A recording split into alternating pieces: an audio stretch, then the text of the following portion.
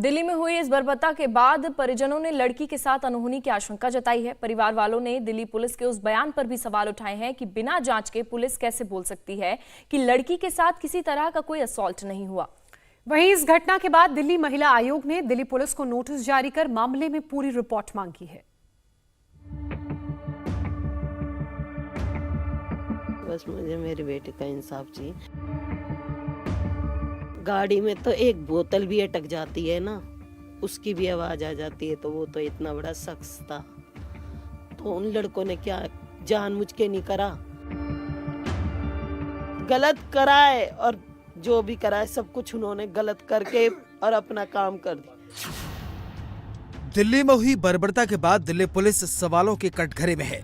Police भले ही उसे गैर इरादतन हत्या का मामला बता रही हो, लेकिन लड़की के परिजनों ने पूरे मामले पर गंभीर आरोप लगाए हैं।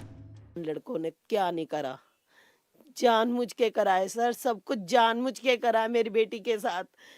उन्होंने गलत कदम उठाने की कोशिश करी है मेरी लड़की के साथ, गलत कराए, और जो भी कराए सब कुछ उन्होंने गलत करके और अपना काम कर दिया।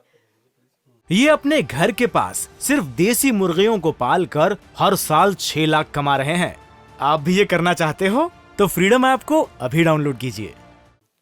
अपना गलत मतलब निकाला, मेरी लड़की काबू में नहीं आई, मेरा बच्चा अकेला और वो 5-6 लड़के, तो क्या होगा सर, एक बच्चा तो ऐसे ही जाएगा। बस मुझे तो मेरी बेटी को इंसाफ चाहिए, उन लड़कों को सजा होनी चाहिए।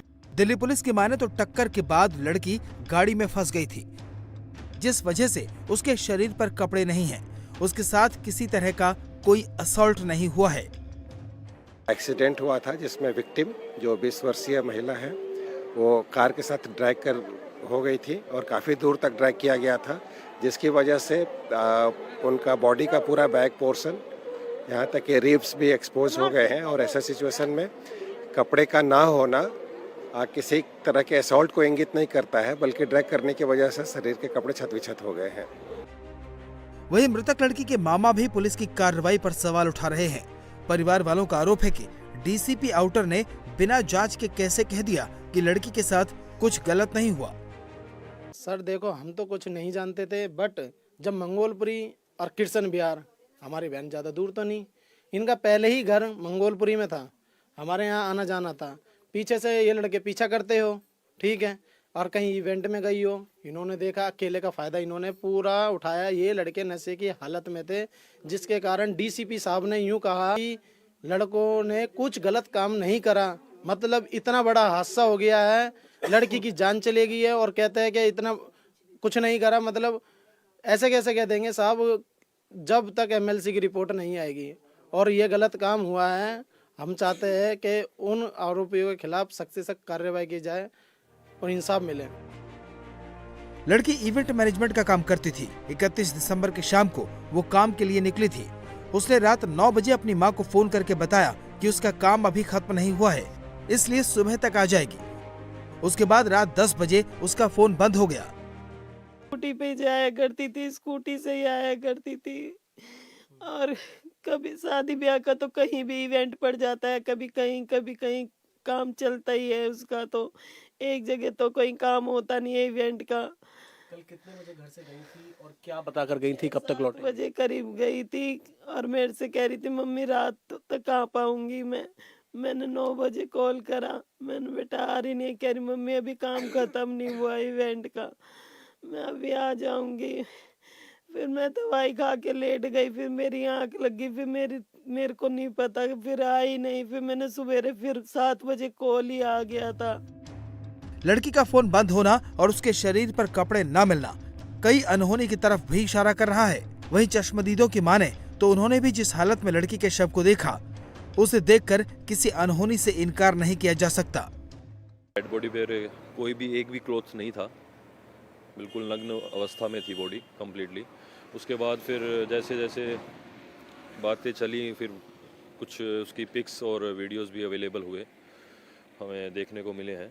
बाकी एक्सीडेंट, ये अपने घर के पास सिर्फ देसी मुर्गियों को पालकर हर साल 6 लाख कमा रहे हैं। आप भी ये करना चाहते हो तो फ्रीडम ऐप को अभी डाउनलोड कीजिए।